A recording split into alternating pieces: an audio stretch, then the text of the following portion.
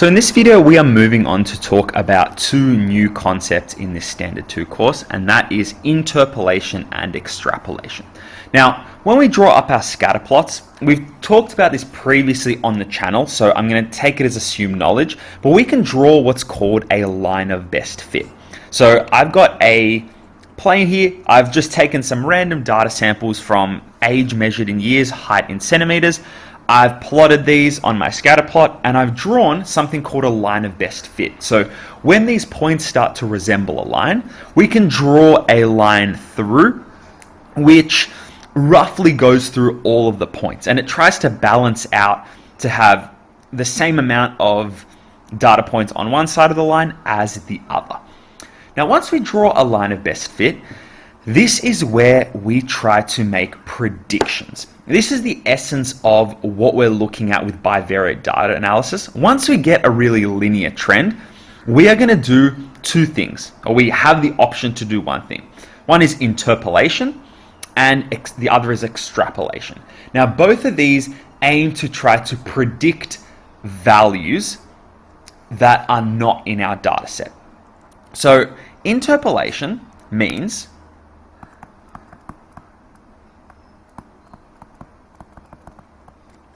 we're using our line of best fit to predict values within the range of the data set.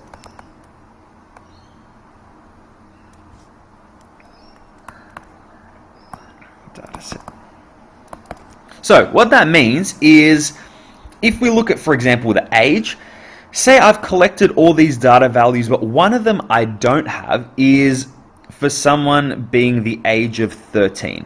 And I want to predict, for example, how tall is someone going to be who is 13 years old. So we did this a while back, but we're going to draw up to the line and then roughly draw across to predict their height. So here it's going to be, I don't know, maybe about 145 centimeters.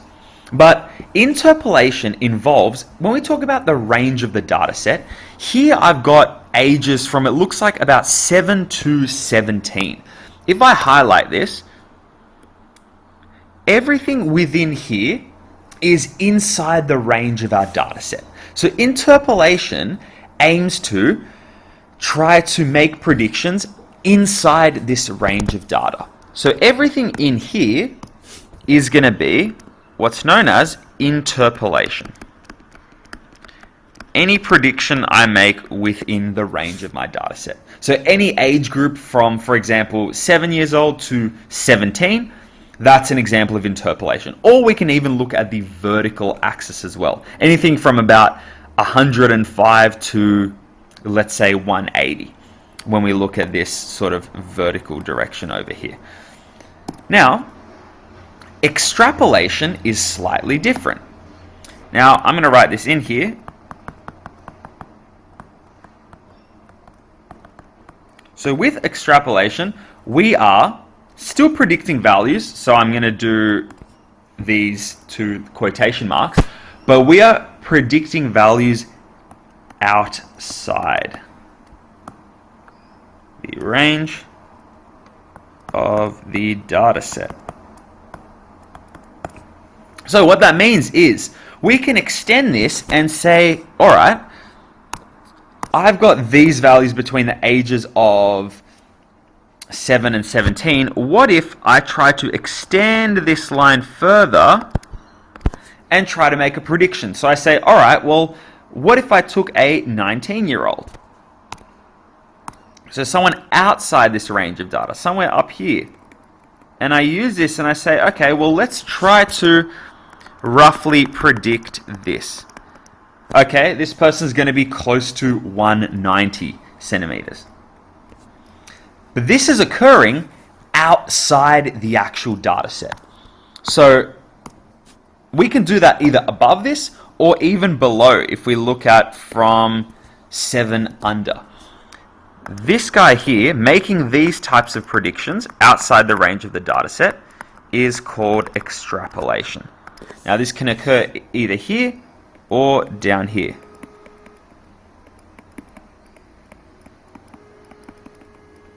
Now, you may be looking at this, and this idea of extending the line probably looks a little bit funny to you, because by this logic, if we keep extending this line, eventually this is going to tell us, as this gets bigger and bigger and bigger, that someone aged 30 is going to be like 250 centimeters tall if we keep following this linear pattern. But as we know, and as we can kind of clearly see, and based on our own experiences, extrapolation is quite limited in what it can predict.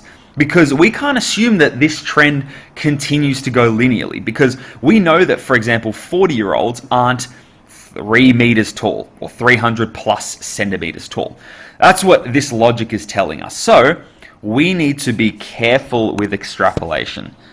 So extrapolation can be limited. Because remember, we're looking for a snapshot of data that forms a line. Once we extend past this line, we may not get a linear relationship happening. So extrapolation can be limited, and it can also lead to inaccuracies, as the trend stops being linear past a certain point, as we have seen here. When you grow, you eventually get to an age where your height plateaus. You cease to grow anymore. So this is only extrapolation. We can use it, sure, but it has to be in between, or basically used within reason, because eventually we're going to just get ridiculous predictions being made using extrapolation here. Another thing we should point out as well, when we're dealing with interpolation and extrapolation, the accuracy of the predictions for both depends on the strength of linear association.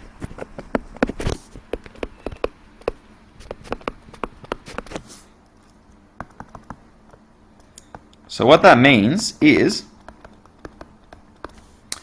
the more linear our data set is, the more linear our bivariate data when we graph it on a scatter plot, the more accurate the predictions can be made. If we have something that's way more scattered, something like this, it becomes really hard to draw a line of best fit through here, and our predictions are really going to be limited in terms of their accuracy.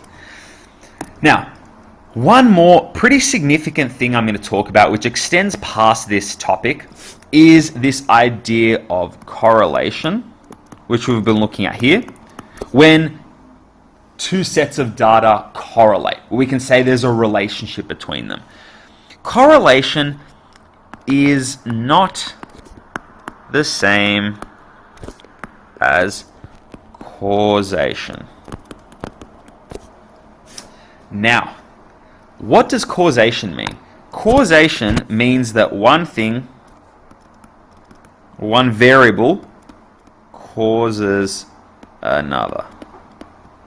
This is a very common misconception when people deal with data. They say, well, cool, we're getting a really linear trend, we're getting a lot of correlation, so this means that this one thing must be the cause of another.